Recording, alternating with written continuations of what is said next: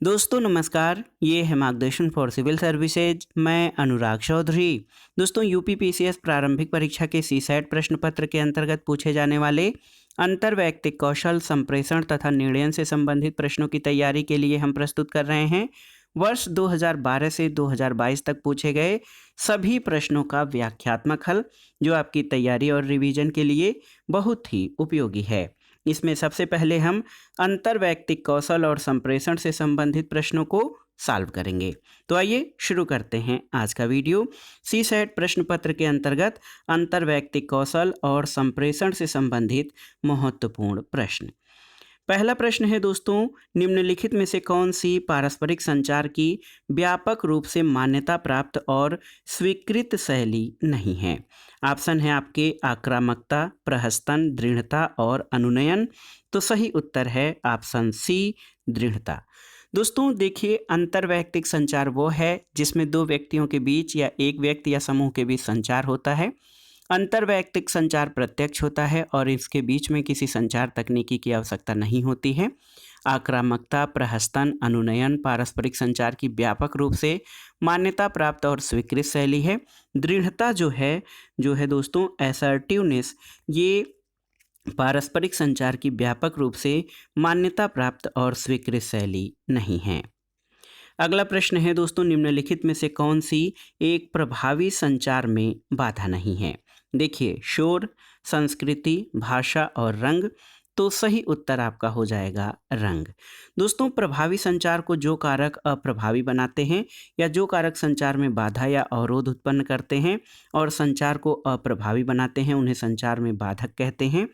और इसमें देखिए, प्रभावी संचार के जो बाधक तत्व हैं उसमें क्या क्या तत्व शामिल हैं? शोर, भाषा अवरोध, सांस्कृतिक बाधाएं, मनोवैज्ञानिक बाधाएं, तकनीकी बाधाएं और संगठनात्मक बाधाएं। इसमें रंग की बाधा शामिल नहीं है। अगला प्रश्न है दोस्तों, निम्नलिखित कथनों को पढ़िए और सही उत्तर का चयन करिए। देखिए, प्रश्न है कि स्टेटमेंट 1 है, संचार जो है अपरिवर्तनीय है, यानी कम्युनिकेशन इज इरिवर्सिबल। और दूसरा कथन है कि संचार स्थिर है। तो इसमें आप देखिए कौन सा कथन आपका सही है। तो सही उत्तर क्या हो जाएगा? दोनों कथन 1 और 2 सत्य हैं। ऑप्शन डी आपका सही उत्तर हो जाएगा दोस्तों। इसमें आपको दो कथन दिए गए हैं कि संचार अपरिवर्तनीय है, दूसरा कथन है कि संचार स्थिर है। तो इसका सही उत्तर हो जाएगा, दोनों ही कथन सही हैं, क्योंकि संचार अपरिवर्तनीय है ये कथन सत्य है और संचार स्थिर है ये भी कथन सत्य है। दोनों ही कथन आपके सही हैं। अगला प्रश्न है, निम्नलिखित में से कौन सा एक ड्रेस कोड संचार का उदाहरण है? पहला है बोले जाने वाली, दूसरा है मौखिक, तीसरा अशाब्दिक और चौथा है लिखित। तो इसमें से आपसे पूछा गया है कि कौन सा एक ड्रेस कोड संचार का उदाहरण है। तो सही उत्तर है अशाब्दिक यानी नॉन वर्बल। दोस्तों सामान्य तौर पर संचार दो प्रकार का होता है, एक तो शाब्दिक और दूसरा अशाब्दिक। शाब्दिक संचार वो प्रक्रिया होती है जिसमें भाषा का प्रयोग होता है, उसे शाब्दिक संचार कहते हैं, जैसे मौखिक बातचीत, पत्र द्वारा वार्तालाप। अशाब्दिक संचार जो है ऐसी प्रक्रिया जिसमें बिना भाषा के प्रयोग के संचारक अपनी बात प्राप्तकर्ता तक पहुंचा देता है, उसे अशाब्दिक संचार कहते हैं। संकेतों के द्वारा, ड्रेस कोड द्वारा, ट्रैफिक सिग्नल, एम्बुलेंस और सायरन आदि के द्वारा जो संचार किया जाता है उसे अशाब्दिक या नॉन वर्बल संचार कहते हैं। अगला प्रश्न है दोस्तों, संदेश का कितना प्रतिशत अशाब्दिक रूप से प्रत्यक्षीकृत किया जाता है आपको बताना है। ऑप्शन है 30%, 40%, 55% या 50%। तो सही उत्तर क्या हो जाएगा? दोस्तों आप जान लीजिए, इस प्रश्न का जो सही उत्तर है वो हो जाएगा 55%। संदेश का लगभग 55% अशाब्दिक रूप से प्रत्यक्षीकृत किया जाता है। यहाँ अशाब्दिक संचार से तात्पर्य उस संचार प्रक्रिया से है जिसमें भाषा का प्रयोग नहीं होता है। इसमें संचारक अपने हाव भाव, संकेतों के माध्यम से अपनी बात रिसीवर तक पहुंचाता है और इसमें मुख्य रूप से संकेत, हाव भाव, भंगिमा, मुद्राओं आदि का सहारा लिया जाता है।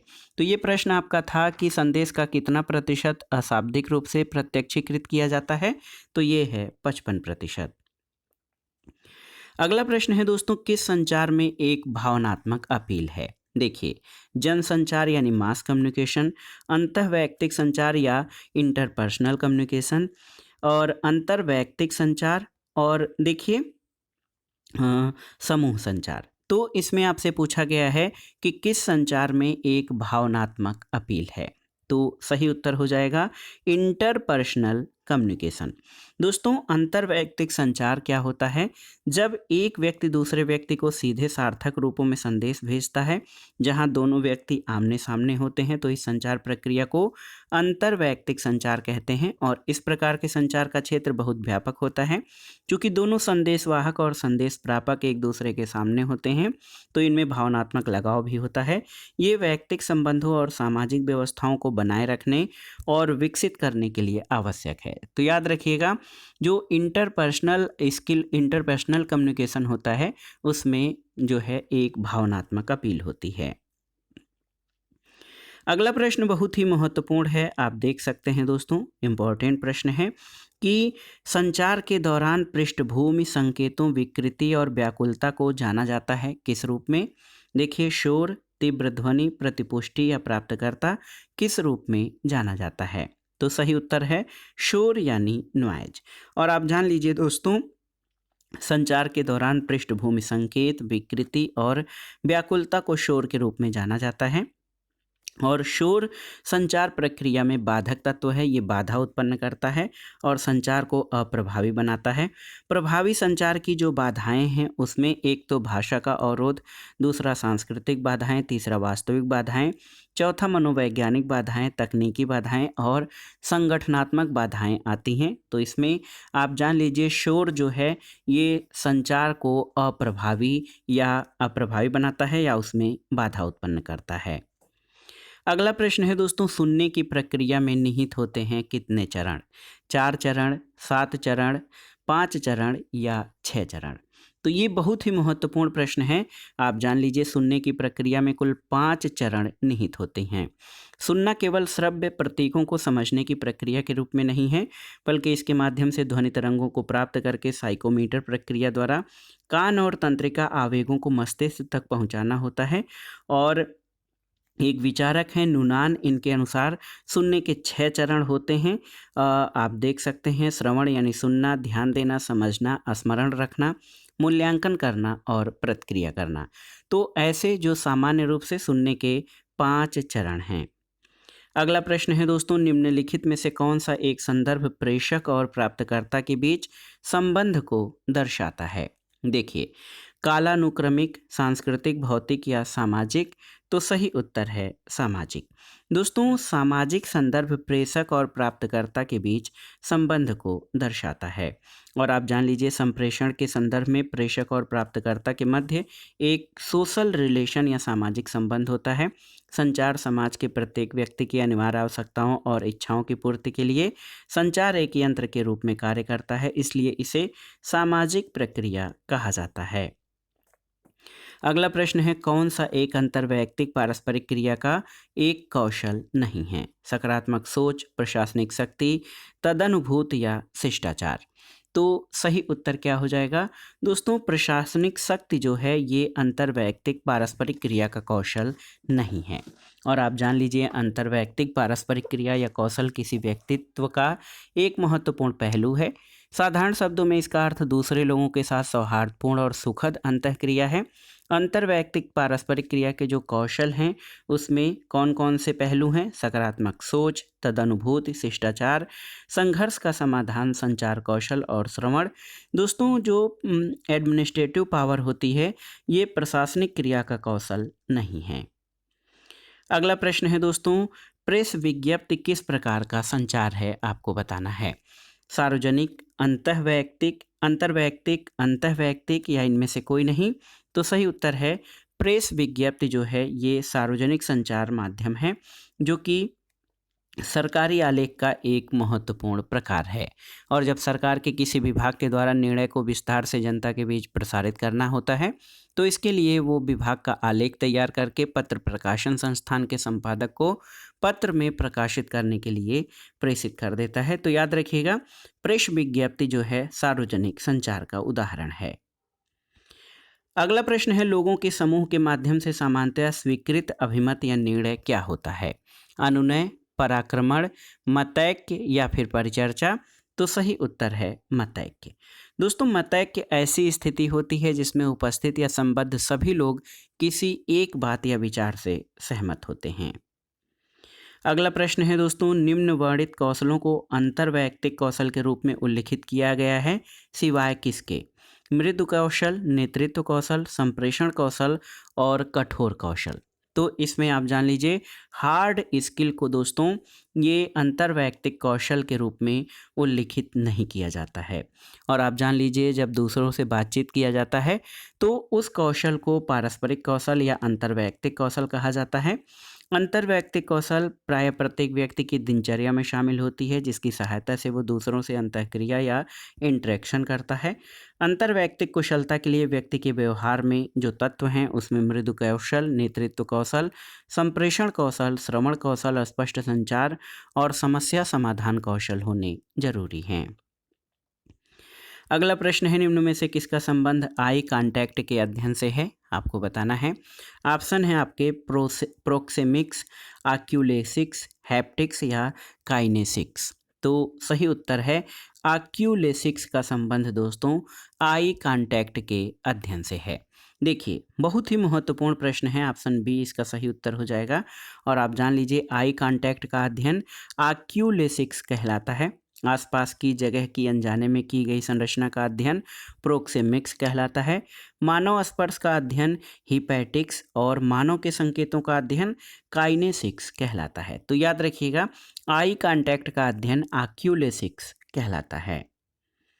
अगला प्रश्न है दोस्तों, देखिए, निम्न में से कौन संप्रेषण का अभिलक्षण नहीं है?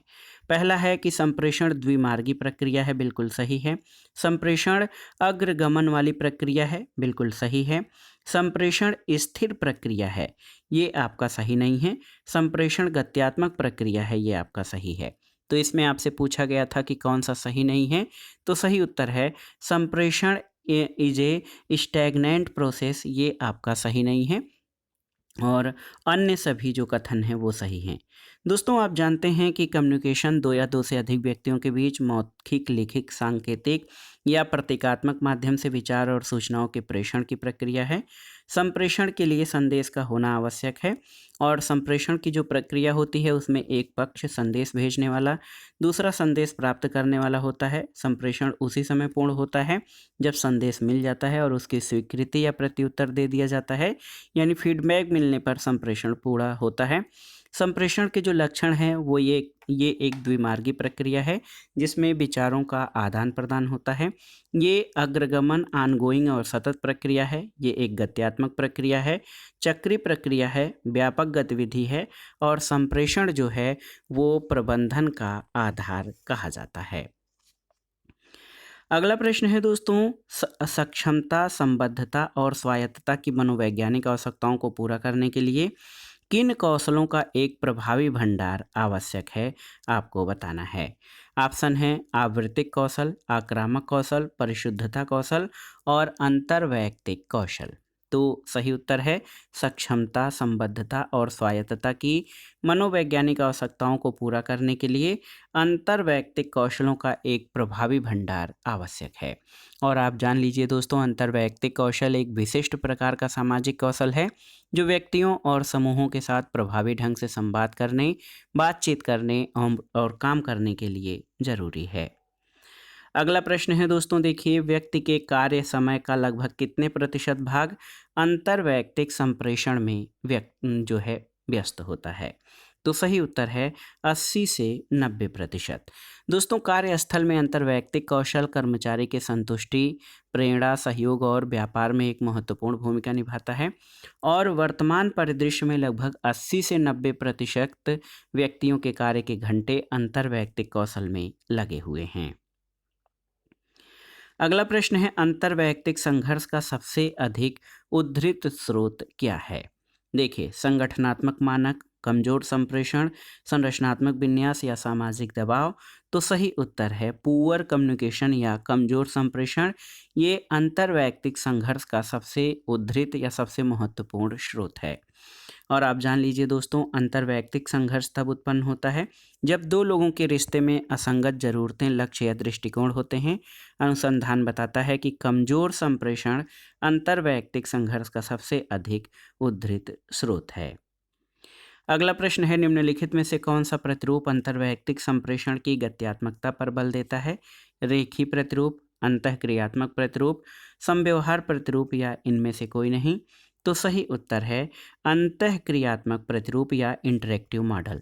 दोस्तों, अंतर्वैयक्तिक जो संप्रेषण की गत्यात्मकता पर सबसे अधिक बल इंटरेक्टिव मॉडल देता है। और आप जान लीजिए, संप्रेषक का समव्यवहारात्मक प्रतिरूप सूचना के निरंतर आदान प्रदान को संदर्भित करता है, जहां प्रेषक और प्राप्तकर्ता दोनों प्रक्रिया में शामिल होते हैं और संदेशों को भेजने के लिए बारी बारी से हिस्सा लेते हैं। और ये प्रतिरूप अंतर्वैयक्तिक संप्रेषण की गतिशीलता पर जोर देता है। तो याद रखिएगा दोस्तों, सही उत्तर आपका हो जाएगा जो अंतःक्रियात्मक प्रतिरूप है। आप जान लीजिए, ये समव्यवहारात्मक प्रतिरूप, जिसको कि ट्रांजैक्शनल मॉडल कहते हैं। यहाँ पर आप देख लीजिए कौन सा प्रतिरूप अंतर्वैयक्तिक संप्रेषण की गत्यात्मकता पर बल देता है। तो ये ट्रांजैक्शनल मॉडल या समव्यवहारात्मक प्रतिरूप, ये आपका सही उत्तर है। अगला प्रश्न है, निम्नलिखित में से कौन सचेतन श्रवण में बाधा नहीं है? आपको बताना है। तो इसमें ऑप्शन है पूर्व निर्णय, द्विक दृष्टिकोण, संदेश अतिभार या संदेश जटिलता।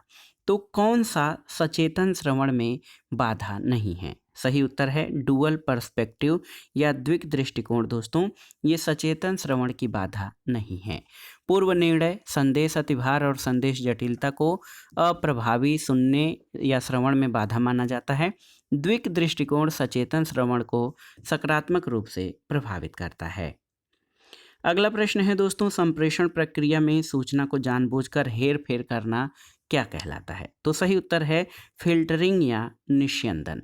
दोस्तों, निस्यंदन जो है प्रभावी संचार के मार्ग में बाधा है, जो तब होता है जब कोई प्रेषक जानबूझकर जानकारी में हेरफेर करता है ताकि रिसीवर या प्राप्तकर्ता इसे अधिक अनुकूल रूप से देख सके।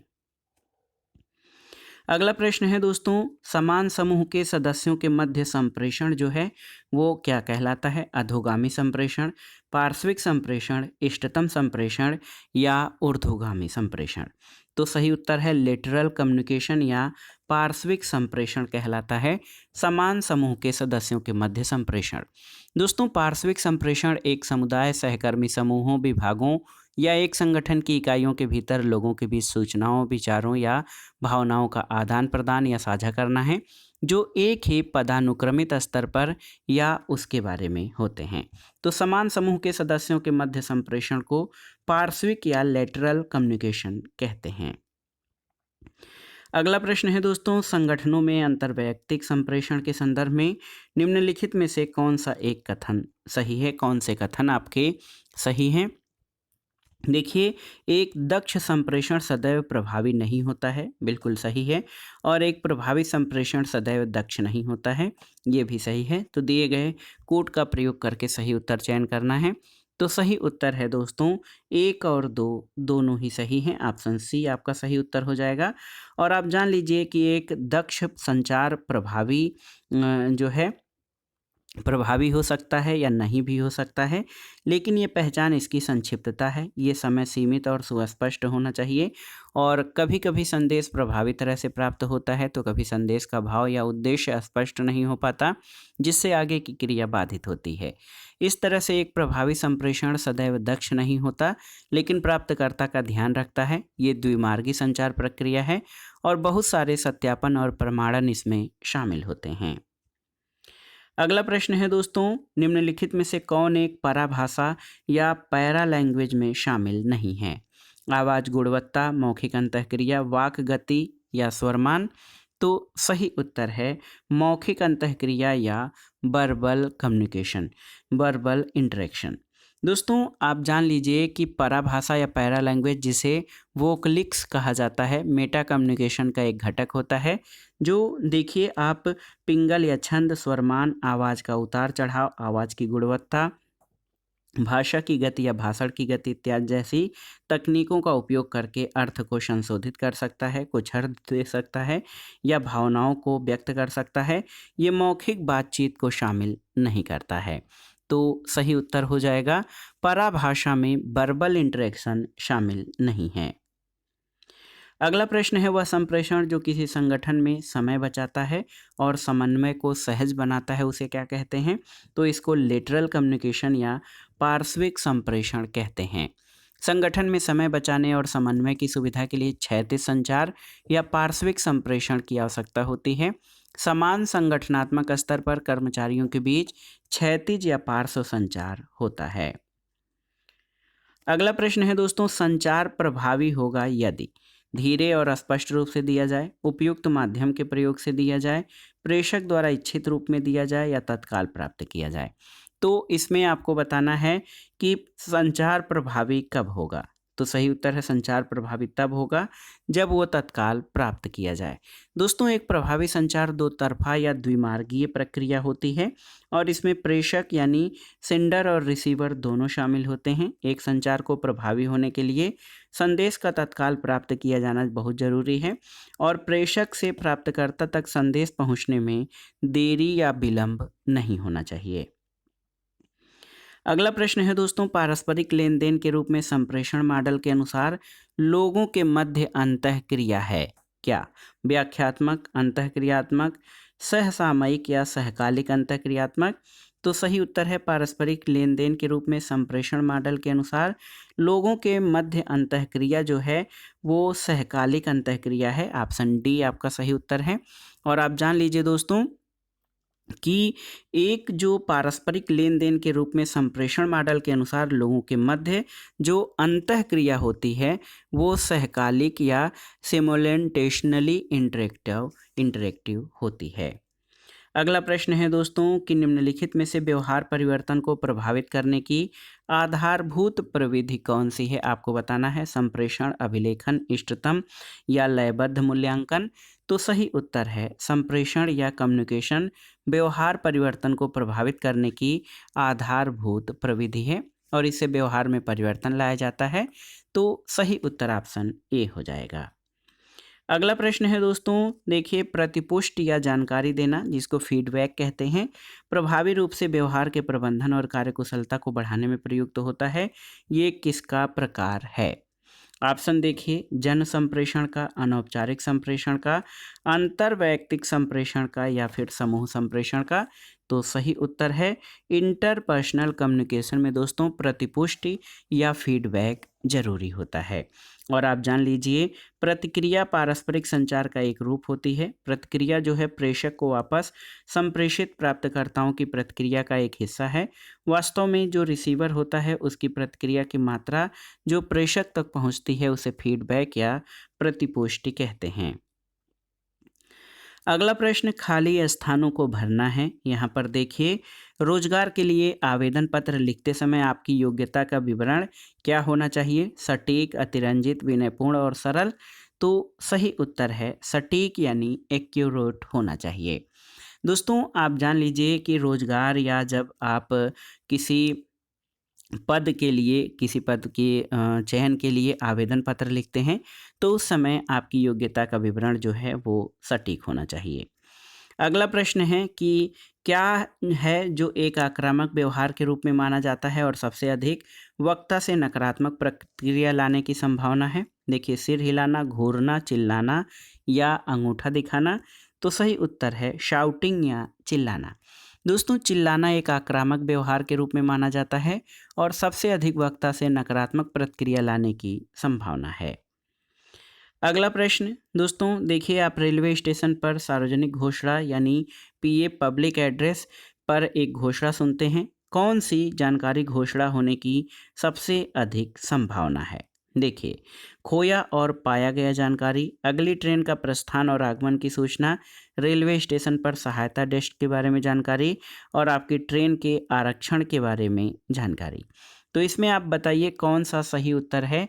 यदि आप एक रेलवे स्टेशन पर सार्वजनिक घोषणा सुनते हैं तो सबसे अधिक संभावना इसमें किसकी है? सही उत्तर है departure and arrival of next train यानी अगली ट्रेन का प्रस्थान और आगमन की सूचना, ये रेलवे स्टेशन पर पब्लिक एड्रेस का सबसे जो है संभाव्य स्थिति होती है।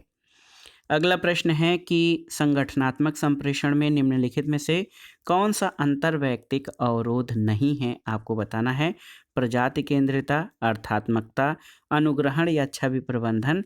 तो सही उत्तर है एथनोसेंट्रिज्म यानी प्रजाति केंद्रिता।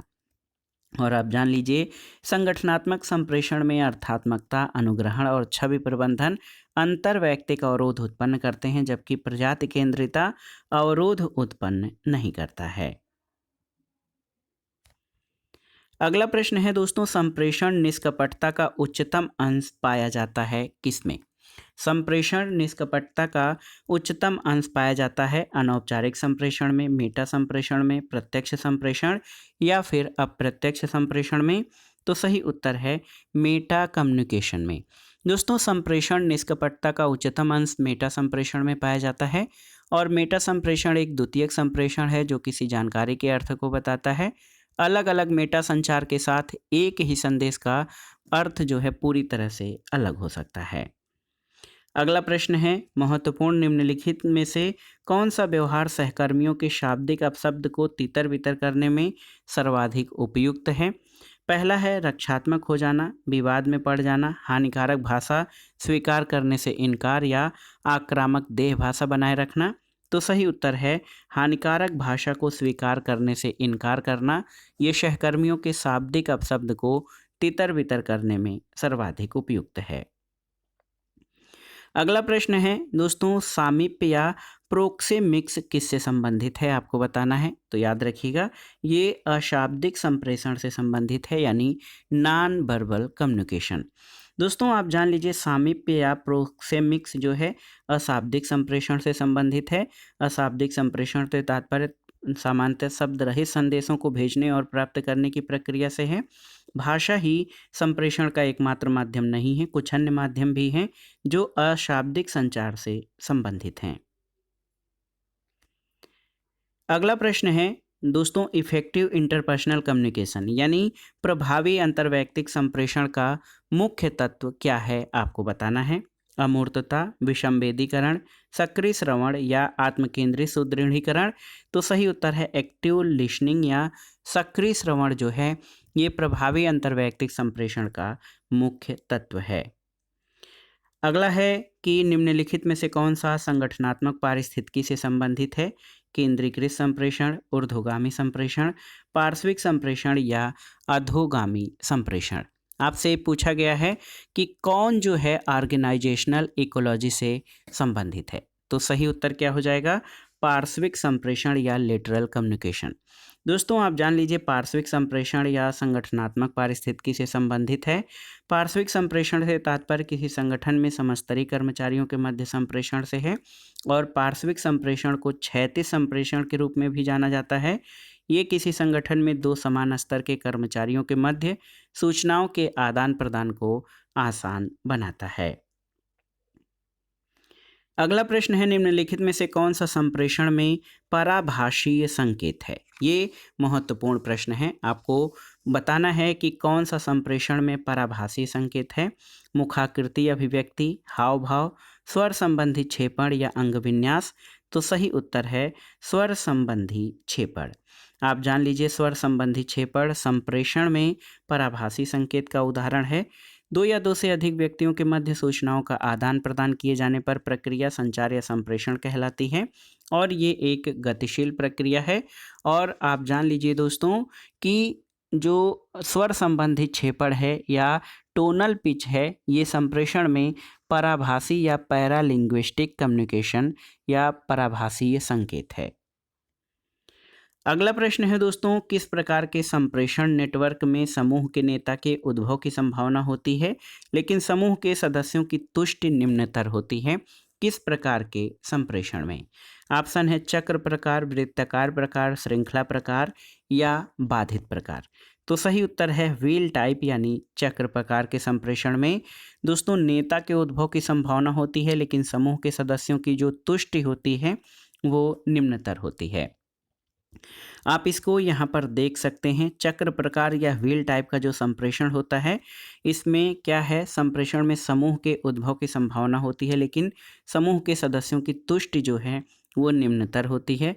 समूह आकार वाले संचार तंत्र में सूचना का प्रवाह एक व्यक्ति द्वारा किया जाता है और सूचना के प्रवाह पर नियंत्रण के कारण वह व्यक्ति जो है समूह का नेता बन जाता है। तो ये जो केंद्र में व्यक्ति है, ये जो है चक्र प्रकार का जो संप्रेषण होता है, जो व्हील टाइप, इसमें नेता बनने की या नेता के उद्भव की संभाव्यता होती है, लेकिन सदस्यों की जो तुष्टि होती है वो बहुत कम होती है। अगला प्रश्न है, निम्नलिखित में से कौन सा दोस्तों ऊर्ध्वमुखी संप्रेषण में संगठनात्मक मौन का एक उदाहरण है? विकृति, विलंब, निस्पंदन या अनुक्रिया का अभाव। तो सही उत्तर है फिल्टरिंग या निस्यंदन। फिल्टरिंग या निस्यंदन दोस्तों ऊर्ध्वमुखी संप्रेषण में मौन का एक उदाहरण होता है, और जब किसी संगठन में अधीनस्थों द्वारा उच्च अधिकारियों को सूचना या संदेश भेजा जाता है तो ये ऊर्ध्वगामी या ऊर्ध्वमुखी संप्रेषण कहलाता है। और इस प्रकार के संप्रेषण के अंतर्गत मौखिक प्रार्थना, अनुमति मांगना, प्रगति रिपोर्ट प्रस्तुत करने का प्रयोग होता है। अगला प्रश्न है, निम्नलिखित में से कौन सा सकारात्मक श्रवण का रूप नहीं है, आपसे पूछा गया है? नैदानिक श्रवण, परावर्तित श्रवण, परानुभूतिक श्रवण या निर्णयात्मक श्रवण। तो सही उत्तर है जजमेंटल श्रवण। दोस्तों निर्णयात्मक या जजमेंटल श्रवण जो है ये सकारात्मक श्रवण का एक रूप नहीं है, क्योंकि निर्णयात्मक श्रवण जो होता है दोस्तों ये सकारात्मक श्रवण का रूप नहीं है। श्रवण या सुनना निर्णयात्मक संचार कौशल का महत्वपूर्ण भाग है। श्रवण के दो प्रकार होते हैं, जिसमें एक प्रेषक के संदेश को ध्यानपूर्वक नहीं सुनते और दूसरा जिनमें हम कहे जा रहे संदेश को सक्रिय रूप से ध्यानपूर्वक सुनते हैं। तो जब हम किसी भी संदेश को ध्यानपूर्वक सुनेंगे तभी जो है संप्रेषण प्रभावी और सटीक हो सकता है। अगला प्रश्न है, निम्नलिखित में से कौन सा शोर से संबंधित संप्रेषण में बाधा नहीं है? देखिए, प्रत्यक्ष ज्ञानात्मक समस्याएं, सूचना का अधिभार, द्विक आद्य प्रारूप या सांस्कृतिक विभिन्नताएं। आपसे पूछा गया है कि कौन सा शोर से संबंधित संप्रेषण में बाधा नहीं है। तो सही उत्तर है क्या?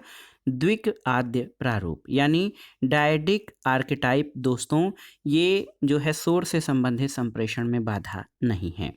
और आप जान लीजिए, संचार में उत्पन्न बाधा जो प्राप्तकर्ता द्वारा संदेश प्राप्त करने में हस्तक्षेप करती है उसे शोर यानी नॉइज कहा जाता है। प्रत्यक्ष ज्ञानात्मक समस्याएं, सूचना अधिभार और सांस्कृतिक विभिन्नताएं शोर से संबंधित संप्रेषण की बाधाएं हैं, जबकि द्विक आद्य प्रारूप जो है मानव व्यवहार के ऐतिहासिक, मनोविज्ञान और साहित्यिक विश्लेषण से संबंधित होता है। और कोई संचार प्रक्रिया में संदेश के तीव्र प्रवाह के लिए अनुचित माध्यमों का प्रयोग, दोषपूर्ण यांत्रिक साधन, संचार का दबाव, संचार प्राप्तकर्ता की सामाजिक सांस्कृतिक पृष्ठभूमि की भिन्नताएं, सूचनाओं का अधिभार और शासकीय प्रकाशन संबंधी भाषा इत्यादि संचार के प्रभाव को कम करते हैं। अगला प्रश्न है, संप्रेषण प्रक्रिया में संदेश रूपांतरण की सफलता की जांच की जा सकती है कैसे? कूट संकेतन द्वारा, माध्यम द्वारा, प्रतिपुष्टि द्वारा या निष्क्रिय विसंकेतन के द्वारा। इसमें पूछा गया है कि कम्युनिकेशन की जो प्रोसेस है, प्रक्रिया है, उसमें मैसेज के सक्सेसफुल ट्रांसफर को कैसे चेक किया जा सकता है?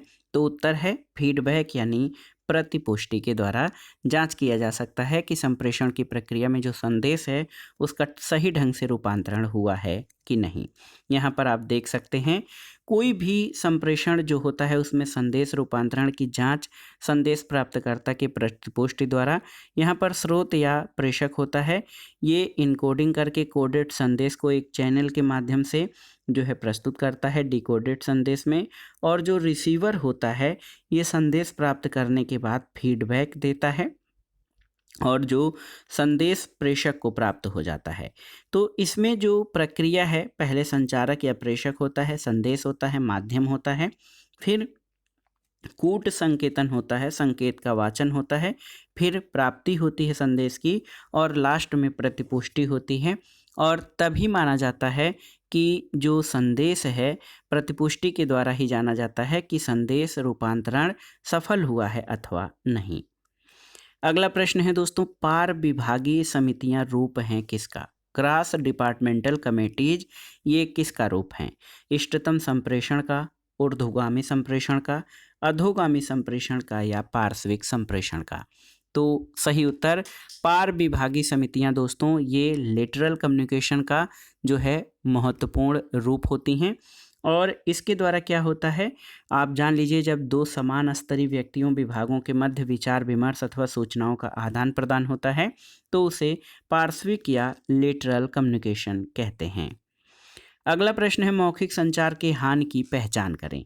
पहला है तत्काल प्रतिक्रिया संभव है, दूसरा है श्रोता की प्रतिक्रिया देखी जा सकती है, तीसरा है काफ़ी पैसा और समय खर्च होता है और चौथा दोस्तों से बात करना आसान हो जाता है। तो इसमें सही उत्तर क्या हो जाएगा? मौखिक संचार की हानि की पहचान करें। तो सही उत्तर है इसमें काफ़ी पैसा और समय खर्च होता है। मौखिक संचार की जो विशेषताएं होती हैं ये त्वरित प्रक्रिया है, किफ़ायती है, लचीलापन होता है, प्रभावशाली है और समयरक्षी है। और विकल्प सी जो दिया गया है कि काफ़ी पैसा और समय खर्च होता है, ये मौखिक संचार की हानि है। अगला प्रश्न है दोस्तों, एक संचार प्रक्रिया में निम्नलिखित अनुक्रमिक चरण शामिल हैं, कौन कौन से इसमें चरण शामिल होते हैं आप बताइए। एनकोडिंग, ट्रांसमिशन और डिकोडिंग, ट्रांसमिशन, एनकोडिंग और डिकोडिंग। इसके अलावा दोस्तों डिकोडिंग, ट्रांसमिशन और एनकोडिंग या डिकोडिंग, एनकोडिंग और ट्रांसमिशन। तो संचार प्रक्रिया में जो चरण होता है वो किस तरह से चलता है, इसका सही क्रम क्या होता है? तो सबसे पहले एनकोडिंग, फिर ट्रांसमिशन और फिर डिकोडिंग होता है। और इसको इस तरह से आप समझ सकते हैं, एक संचार प्रक्रिया में जो चरण होते हैं उसमें सबसे पहले एक प्रेषक होता है, संदेश विचार होते हैं, उसकी इनकोडिंग होती है, माध्यम के द्वारा ट्रांसमिशन होता है, फिर रिसीवर होता है, वो उस संदेश को डिकोड करता है, समझता है और उसके बाद फीडबैक देता है। अगला प्रश्न है दोस्तों, प्रबंधकों द्वारा लक्ष्यों को निर्दिष्ट करने के लिए, नौकरी के निर्देश प्रदान करने के लिए, नीतियों, प्रतिक्रियाओं, प्रक्रियाओं और प्रथाओं के बारे में सूचित करने के लिए, प्रदर्शन प्रतिक्रिया प्रदान करने के लिए, समस्याओं को इंगित करने के लिए प्रयोग किया जाता है कौन सा जो है संचार? तो आप देखिए इसमें downward communication, upward communication, horizontal communication या ABC तीनों, बी और सी दोनों। तो इसमें आपको बताना है कि प्रबंधकों द्वारा लक्ष्यों को निर्दिष्ट करने के लिए, नौकरी के निर्देश प्रदान करने के लिए, नीतियों, प्रक्रियाओं और प्रथाओं के बारे में सूचित करने के लिए, प्रदर्शन प्रतिक्रिया प्रदान करने के लिए, समस्याओं को इंगित करने के लिए किसका उपयोग किया जाता है? तो ये डाउनवर्ड कम्युनिकेशन या अधोमुखी संचार।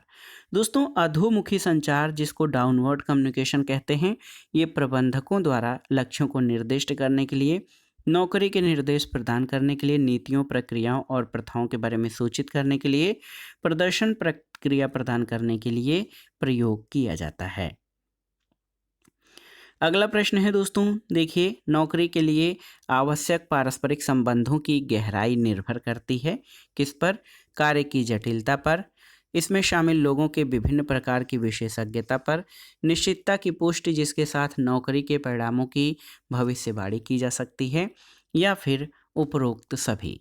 तो सही उत्तर है उपरोक्त सभी, ऑप्शन डी।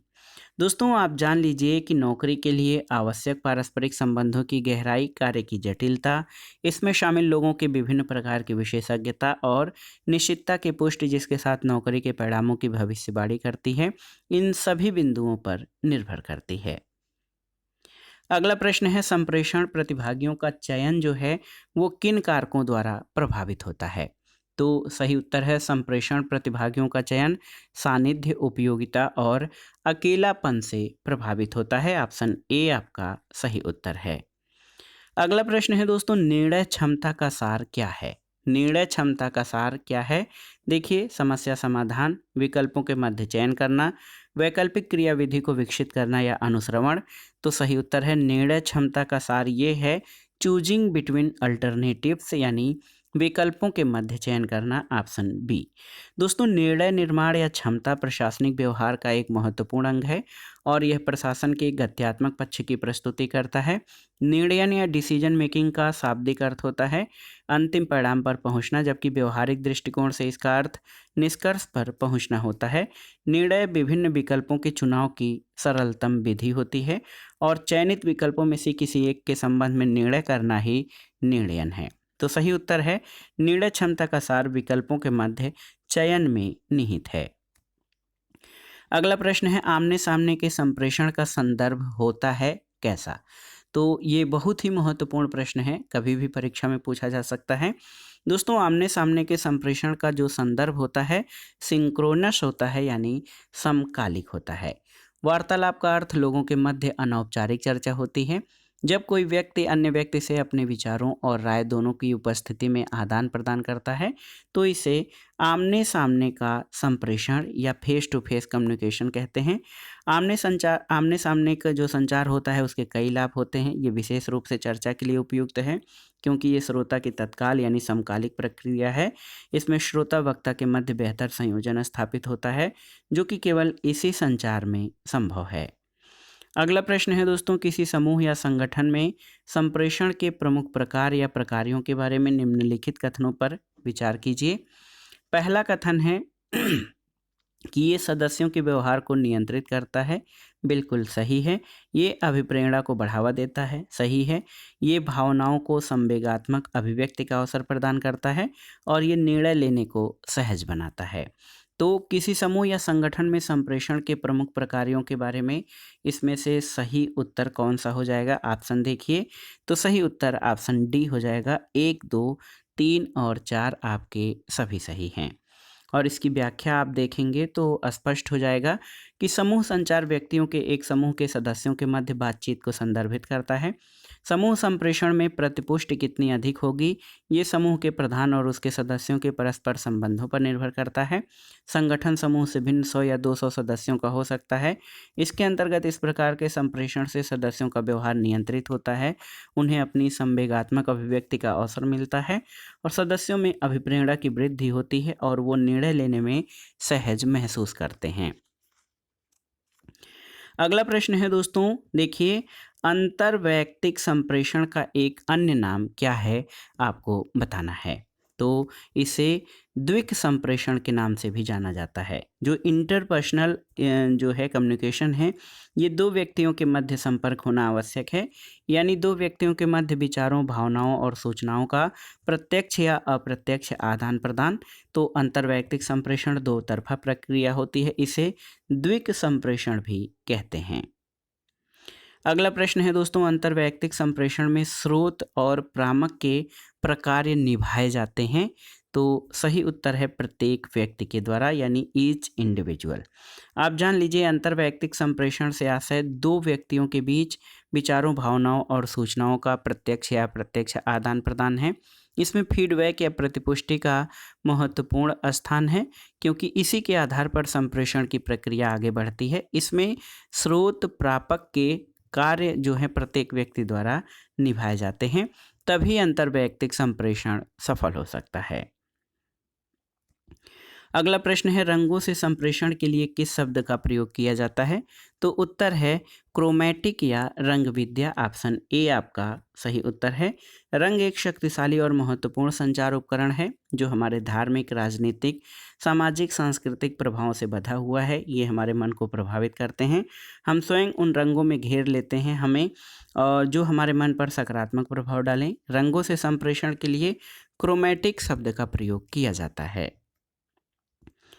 अगला प्रश्न है दोस्तों, दूसरों के साथ प्रभावी संप्रेषण करने की किसी व्यक्ति की क्षमता क्या कहलाती है?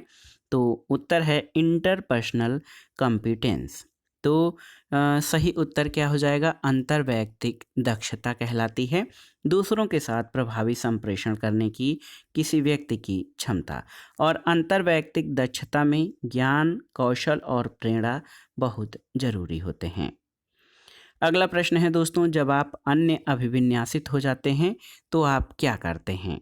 तो उत्तर हो जाएगा जब आप अन्य अभिविन्यासित या अदर ओरिएंटेड हो जाते हैं तो अपनी सत्यनिष्ठा को बनाए रखते हुए अन्य लोगों की आवश्यकताओं, प्रेरणाओं और इच्छाओं के बारे में विचार करते हैं। बिल्कुल सही, ऑप्शन ए आपका सही उत्तर हो जाएगा। जब आप अदर ओरिएंटेड होते हैं तो आप दूसरे लोगों की भी आवश्यकताओं, प्रेरणाओं और इच्छाओं के बारे में विचार करते हैं। और आप जान लीजिए, अन्य अभिविन्यासित पारस्परिक प्रभावशीलता का एक गुण है जिसमें आपके संदेशों को दूसरे व्यक्ति के अनुकूल करने की क्षमता शामिल है। दूसरे व्यक्ति में रुचि के प्रति सतर्कता का संचार होता है। व्यक्ति अपनी सत्यनिष्ठा को बनाए रखते हुए अन्य लोगों की आवश्यकताओं, प्रेरणाओं, इच्छाओं के बारे में इसमें विचार करता है। अगले प्रश्न पर आते हैं दोस्तों। अगला प्रश्न है, समस्त अंतर्वैयक्तिक संप्रेषण का अधिभावी विचारी तत्व क्या होता है? लोचशीलता, अमूर्तता, विस्थापन या संदर्भ? तो सही उत्तर है कॉन्टेक्स्ट यानी संदर्भ। और आप जान लीजिए दोस्तों, समस्त अंतर्वैयक्तिक संप्रेषण का जो विचारी तत्व होता है वो कॉन्टेक्स्ट यानी संदर्भ होता है। समस्त इंटरपर्सनल कम्युनिकेशन उस संदर्भ से प्रभावित होते हैं जिसमें ये होता है। किसी कमरे, कार्यालय या अन्य स्थान के साथ सामाजिक संदर्भ पर भी विचार किया जाता है। और संप्रेषण की भावनात्मक मनोदशा और प्रतिभागियों की अपेक्षाएं भी संचार को प्रभावित करती हैं। अगला प्रश्न है दोस्तों, प्रभावी संप्रेषण में अवरोधक क्या है आपको बताना है। तो सही उत्तर क्या है? नीति प्रवचन, निर्णयपरक होना और सांत्वना प्रदायी टिप्पणियाँ ये प्रभावी संप्रेषण में बाधक का कार्य करती हैं। ऑप्शन ए आपका सही उत्तर हो जाएगा।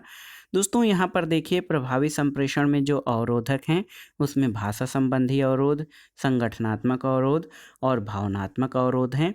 इसके अलावा भौतिक अवरोध, व्यक्तिगत अवरोध और अन्य अवरोध शामिल होते हैं।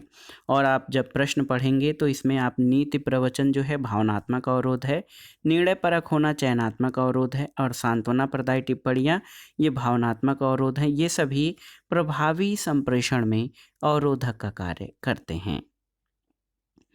अगला प्रश्न है दोस्तों, संप्रेषण अंतःक्रिया के रूप में परिप्रेक्ष्य के अनुसार प्रतिपुष्टि देखिए कभी इरादतन नहीं होती, सदैव इरादतन होती है, शायद ही कभी लाभकारी होती है और कभी कभी गैर इरादतन होती है। तो सही उत्तर है according to communication as interaction perspective feedback is sometimes unintentional. तो सही उत्तर ऑप्शन डी हो जाएगा। दोस्तों आप जान लीजिए, संप्रेषण आप जानते हैं कि दो या दो से अधिक व्यक्तियों के मध्य लिखित, मौखिक, सांकेतिक या प्रतीकात्मक माध्यम से विचार और सूचनाओं के प्रेषण की प्रक्रिया है। इसमें मुख्य और आवश्यक तत्व संदेश होता है। इस प्रकार अंतःक्रिया के रूप में संदेश कभी कभी बिना उद्देश्य यानी गैर इरादतन भी प्रेषित होता है। ये निश्चयात्मक भी नहीं होता और इसे निम्न रूप में कहा जा सकता है, प्रेषक होता है, प्राप्तकर्ता होता है, संदेश होता है और प्रत्युत्तर यानी फीडबैक। ये कभी कभी गैर इरादतन या समटाइम्स अनइंटेंशनल भी हो सकता है। अगला प्रश्न है, कालिक संप्रेषण। कालिक संप्रेषण का अध्ययन जाना जाता है किस नाम से? तो उत्तर है क्रोनेमिक्स के रूप में। क्रोनेमिक्स दोस्तों ये समय संप्रेषण या कालिक संप्रेषण का अध्ययन कहलाता है और इसके अंतर्गत समय का प्रयोग महत्वपूर्ण तत्व होता है। अगला प्रश्न है, निम्नलिखित में से कौन सा तत्व अंतर्वैयक्तिक कौशल में शामिल है? देखिए यहाँ पर 4 ऑप्शन हैं आपके, पूछा गया है कि कौन सा अंतर्वैयक्तिक कौशल से सम्मिलित है या संबंधित है।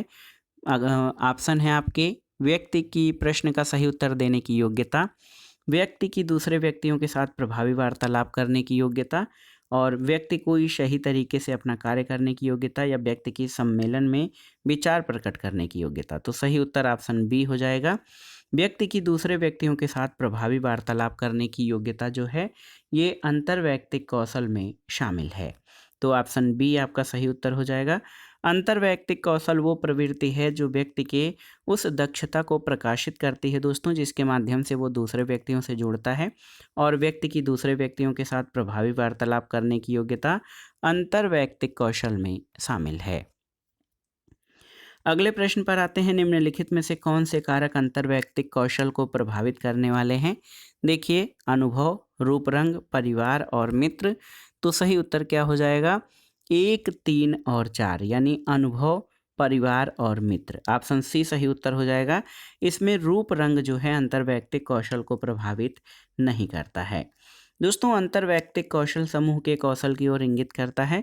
अंतर्वैयक्तिक कौशल वह प्रवृत्ति है जिसमें हम उन दक्षता को प्रकाशित करते हैं जिसके द्वारा हम दूसरे लोगों से जुड़ते हैं। इसमें अनेक व्यक्तियों के बीच कौशल की व्याख्या की जाती है और इसको प्रभावित करने वाले कारकों में अनुभव, परिवार, मित्र, समय और ईमानदारी आदि हैं। अगला प्रश्न है दोस्तों कि यदि आप राज्य के लोगों को सरकार के किसी कार्यक्रम के विषय में बताना या जागरूक करना चाहते हैं तो सर्वाधिक उपयुक्त संप्रेषण कौन सा होगा? तो सही उत्तर है मास कम्युनिकेशन या जन संप्रेषण। दोस्तों, ये सबसे उपयुक्त संप्रेषण होगा यदि आप राज्य के लोगों को सरकार के किसी कार्यक्रम के विषय में बताना या जागरूक करना चाहते हैं और जन संचार या मास कम्युनिकेशन के माध्यमों में टीवी, रेडियो, इंटरनेट आदि का प्रयोग किया जा सकता है। अगला प्रश्न है दोस्तों, एक संगठन में अच्छे अंतर्वैयक्तिक कौशलों से युक्त व्यक्तियों की आवश्यकता है। क्यों? क्योंकि ये अधिक उत्पादनकारी होते हैं, ये समस्याओं का समाधान खोजते हैं, ये अपने कार्य के प्रति धनात्मक अभिवृत्ति रखते हैं और इनमें से सभी। तो सही उत्तर है एक संगठन में अच्छे अंतर्वैयक्तिक कौशलों से युक्त व्यक्तियों की आवश्यकता है, क्योंकि ये उपर्युक्त सभी सही हैं। दोस्तों, आप जान लीजिए कि संगठन में अच्छे अंतर्वैयक्तिक कौशल से युक्त व्यक्तियों की आवश्यकता इसलिए होती है क्योंकि ये उत्पादनकारी होते हैं, उत्पादकता में वृद्धि करते हैं, समस्याओं का समाधान खोजते हैं और ये अपने कार्य के प्रति निष्ठावान और धनात्मक अभिवृद्धि रखते हैं। अगला प्रश्न है दोस्तों, इंटरपर्सनल कम्युनिकेशन। देखिए, महत्वपूर्ण प्रश्न है कि इंटरपर्सनल कम्युनिकेशन या अंतर्वैयक्तिक संप्रेषण में क्या क्या चीज़ें शामिल होती हैं? सक्रिय रूप से सुनना। देखिए, सक्रिय रूप से सुनना शामिल है, प्रत्यानयन शामिल है और उपयुक्त भाषा भी शामिल है और पृष्ठकोश। तो 1, 2, 3, 4 ये सभी शामिल हैं। ऑप्शन डी आपका सही उत्तर हो जाएगा। अंतर्वैयक्तिक संप्रेषण संचार की वो प्रक्रिया है जिसमें एक व्यक्ति दूसरे को सीधे सार्थक रूप में संदेश भेजता है, जहां दो व्यक्ति आमने सामने होते हैं और इन दोनों लोगों के मध्य सीधा संपर्क होता है। सक्रिय रूप से सुनना, प्रत्यानयन, उपयुक्त भाषा, पृष्ठकोश, शब्द, चित्र आदि इसमें शामिल होते हैं। अगला प्रश्न है दोस्तों, निम्न में से किस स्थिति में आप कार्ड भेजने के सबसे ज़्यादा इच्छुक होंगे? आपको बताना है। देखिए, जब आपको आपातकालीन चिकित्सा जांच की ज़रूरत हो, अपने दोस्तों को नए साल की शुभकामना देने के लिए, आप अपने दोस्त के साथ क्रिकेट मुकाबला देखना चाहते हो और जब आपको किराने का सामान खरीदना हो। तो आसान सा प्रश्न है, बहुत आसानी से आप बता सकते हैं कि किस स्थिति में आप कार्ड भेजने के लिए सबसे ज़्यादा इच्छुक होंगे। जब आप अपने दोस्तों को नए साल की शुभकामनाएं देते हैं, यानी व्यक्ति कार्ड भेजने के लिए सबसे ज़्यादा इच्छुक नए साल पर अपने दोस्तों को शुभकामनाएं देने के लिए होते हैं। अगला जो है, जो 2 प्रश्न हैं इसमें खाली स्थान पर जो है ऑप्शन में से कोई एक शब्द भरना है कि कौन से ग्राहक ने केवल अपने संगठन पर वापस लौटता है बल्कि आपकी सिफारिश भी दूसरों से करता है? तो सही उत्तर है संतुष्ट। जो सेटिस्फाइड कंज्यूमर होता है दोस्तों, वो आपके संगठन पर वापस लौटता है और आपकी सिफारिश भी दूसरों से करता है। ऑप्शन सी आपका सही उत्तर हो जाएगा। अगला प्रश्न है कि एक आक्रामक व्यवहार के रूप में माना जाता है और सबसे अधिक वक्ता से नकारात्मक प्रतिक्रिया लाने की संभावना है, तो किसे? सही उत्तर है टोकना या इंटरप्टिंग को। दोस्तों, आप जान लीजिए, इंटरप्टिंग या टोकना आक्रामक व्यवहार के रूप में माना जाता है और सबसे अधिक जो है ये वक्ता से नकारात्मक प्रतिक्रिया लाने की इसमें संभावना होती है। आप जान लीजिए, टोका टोकी करना या टोकना अव्यवहारिक व्यवहार है जो एक आक्रामक व्यवहार के रूप में माना जाता है और सबसे अधिक वक्ता को नकारात्मक प्रतिक्रिया लाने की संभावना होती है। अगला प्रश्न है दोस्तों, संप्रेषण के प्रक्रम में अंतिम चरण क्या होता है? आपको बताना है। संकेतन, संदेश, विसंकेतन या प्रतिपुष्टि? तो सही उत्तर है प्रतिपुष्टि। संप्रेषण में वाद स्थापित करने के लिए प्रेषक संदेश की इनकोडिंग करके संदेश भेजता है, जिसको रिसीवर संचार के एक चैनल का चयन करके संदेश प्राप्त करता है और उसकी डिकोडिंग करता है और अंतिम चरण में सूचना प्राप्त होने के बाद प्रतिक्रिया यानी फीडबैक देता है और तभी कोई संप्रेषण कंप्लीट माना जाता है। अगला प्रश्न है, किसी संगठन में वह संप्रेषण जो अधीनस्थों को लक्ष्यों को निर्दिष्ट करने के लिए उपयुक्त किया जाता है उसे क्या कहते हैं? ऊर्ध्वगामी, अधोगामी, अनौपचारिक या पार्श्विक संप्रेषण? तो सही उत्तर है अधोगामी संप्रेषण। और आप जान लीजिए समांतर संप्रेषण लंबवत और क्षैतिज प्रकार का होता है।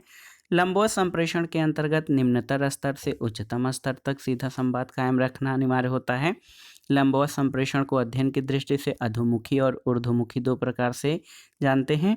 और किसी संगठन में वो संप्रेषण जो सबऑर्डिनेट्स को लक्ष्यों को निर्दिष्ट करने के लिए प्रयुक्त किया जाता है उसे अधोगामी संप्रेषण कहते हैं। और ये जो है इसमें आदेश जो है या निर्देश या विचार या सूचनाएं ऊपर से नीचे की ओर आती हैं। अगला प्रश्न है दोस्तों, निम्नलिखित में से कौन सा किसी कार्यस्थल में संप्रेषण की बाधा नहीं है? शोर, पूर्वाग्रह, सक्रिय श्रवण या अनुपयुक्त माध्यम? तो सही उत्तर है सक्रिय श्रवण। दोस्तों सक्रिय श्रवण संप्रेषण की बाधा नहीं है। संप्रेषण सफल तभी कहा जा सकता है जब प्रेषक और प्राप्तकर्ता दोनों सक्रिय हों और प्रेषक द्वारा प्रेषित सूचना का वांछित संदर्भ प्राप्तकर्ता ग्रहण कर ले। और अगर आपको रुचि नहीं है, कठिन भाषा का प्रयोग है, शोर है, पूर्वाग्रह है और अनुपयुक्त माध्यम से संप्रेषण है, तो दोस्तों ये जो संप्रेषण है वो बाधित होता है। लेकिन सक्रिय श्रवण दोस्तों सफल संप्रेषण की विशेषताओं के अंतर्गत आता है, बाधा के रूप में नहीं। अगला प्रश्न है, सुनने को सर्वाधिक अच्छी तरह से परिभाषित किया जा सकता है किस रूप में? कूटवाचन की दैहिक प्रक्रिया के रूप में, जो हम सुनते हैं उसका अर्थ निकालने में प्रयुक्त एक प्रक्रिया के रूप में, संचारित की गई सूचना को अग्रसारित करना और संचारित की गई सूचना का जो है प्रत्याह्वान करना। तो सही उत्तर है सुनने को सबसे अच्छी तरह से परिभाषित किया जा सकता है कि जो हम सुनते हैं उसका अर्थ निकालने में प्रयुक्त एक प्रक्रिया के रूप में। दोस्तों संप्रेषण दो या दो से अधिक व्यक्तियों के मध्य आप जानते हैं मौखिक, लिखित या सांकेतिक प्रतीकात्मक माध्यम से विचार और सूचनाओं के प्रेषण की प्रक्रिया है। सूचना संप्रेषण प्रक्रिया का एक महत्वपूर्ण अंग है। जो हम सुनते हैं उसका अर्थ निकालने की एक प्रक्रिया के रूप में हम सुनने का सबसे अच्छे तरीके से परिभाषित कर सकते हैं। अगला प्रश्न है दोस्तों, प्रतिक्रिया देने से आप क्या समझते हैं? तो प्रतिक्रिया देने से मतलब होता है एक संदेश के प्रति अपनी समझ की पुष्टि करना, जिसको कि फीडबैक कहते हैं। दोस्तों बहुत ही महत्वपूर्ण है ये फीडबैक संचार की प्रक्रिया में। प्रतिपुष्टि या फीडबैक संप्रेषण का अंतिम चरण होता है और ये बहुत ही महत्वपूर्ण चरण है। यदि हम किसी सूचना को समझ जाते हैं तो हम उस पर अपना विचार करते हैं, यानी उस सूचना के प्रति हम अपने समझ को पुष्ट करते हैं।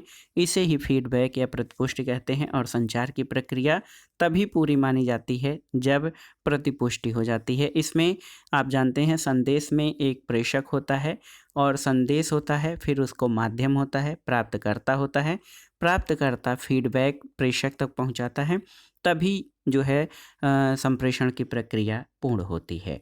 तो दोस्तों ये था आज का वीडियो यूपीपीसीएस प्रारंभिक परीक्षा सीसेट प्रश्न पत्र के लिए अंतर्वैयक्तिक कौशल संप्रेषण से संबंधित महत्वपूर्ण प्रश्नों का भाग 1। इसका अगला भाग हम अगले वीडियो में प्रस्तुत करेंगे और ये वीडियो आपके तैयारी और रिवीजन के दृष्टिकोण से बहुत ही उपयोगी है। आप इसको तैयार कर लीजिएगा। वीडियो आपको कैसा लगा हमें कमेंट बॉक्स में ज़रूर बताइएगा। वीडियो को लाइक करें, शेयर करें और इस चैनल मार्गदर्शन फॉर सिविल सर्विसेज को सब्सक्राइब करें। वीडियो देखने के लिए धन्यवाद दोस्तों। नमस्कार।